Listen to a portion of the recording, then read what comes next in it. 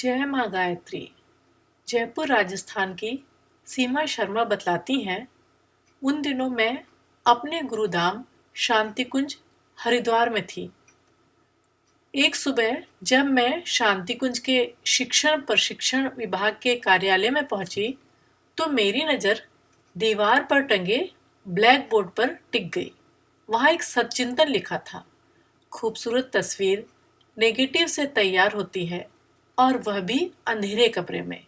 इसलिए जब भी आपके जीवन में अंधकार नजर आए तो समझ लीजिए कि ईश्वर आपके भविष्य की सुंदर तस्वीर का निर्माण कर रहा है।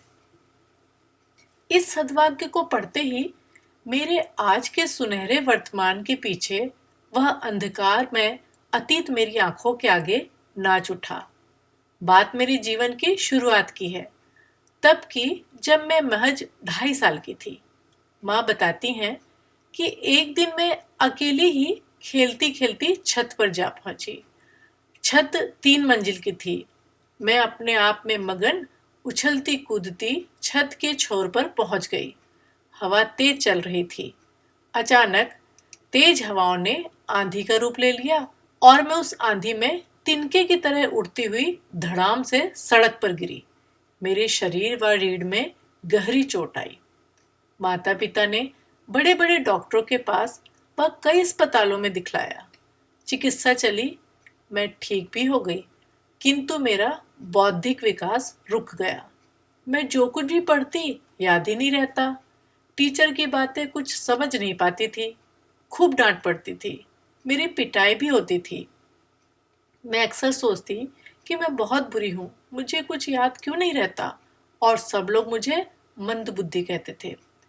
किसी तरह दिन कट रहे थे। उम्मीद की कोई किरण नजर नहीं आ रही थी। पास फेल होते होते मैं किसी तरह 8वीं कक्षा तक पहुंच गई। मेरी माँ गायत्री परिवार से बचपन से ही जुड़ी हुई थी और गायत्री साधना भी करती थी। मुझे किसी ने बताया कि माँ गायत्री बुद्धि की देवी है और भगवान सूर्य से उनका सीधा संबंध है। फिर क्या था, मुझे जब भी समय मिलता मैं घर में बैठकर सिर पर पल्ला डालकर घंटों गायत्री मंत्र जपती रहती। मैं जब भी आंखें बंद करती तो मुझे हंस दिखाई पड़ता। मैं समझ नहीं पा रही थी कि मेरे सिर पर गर्मी चढ़ी है या गुरुवर की कृपा है। मैंने माँ को बतलाया तो कहने लगी कोई भूत या हवा है। मंदिर के पुजारी को बताया तो उन्होंने कहा कि हंस तो माँ गायत्री का वाहन है, यह गायत्री साधना का चमत्कार है। उनकी बातों से मेरे गुरुजी व माताजी के प्रति श्रद्धा विश्वास और भी दृढ़ हो गया। मैं रोज गायत्री शक्तिपीठ जाकर झाड़ू पोछा करने लगी और कुछ दिन बाद हवन भी करने लगी। धीरे धीरे मस्तिष्क संबंधी सारी समस्याएं कहाँ, कैसे, कब दूर हो गई, इसका पता ही नहीं चला। गुरुजी की कृपा से मैंने एमफिल और पीएचडी कर ली। गुरुजी के जीवन और उनके साहित्य से प्रेरणा लेकर अन्यों को पीड़ा दुख परेशानियों को दूर करने की प्रेरणा देने लगी। मेरे माता पिता ने भी पूरा सहयोग दिया। माता पिता की आज्ञा लेकर मिशन का कार्य करती हूँ।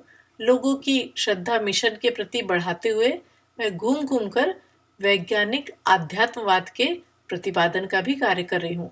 मेरा पूरा जीवन मिशन के लिए समर्पित है। हे माँ गायत्री, जैसे आपने मेरी जिंदगी बदली वैसे सभी का जीवन आपकी कृपा और साधना से बदले, यही प्रार्थना है। ओम श्री गुरुवे नमः। ओम शांति।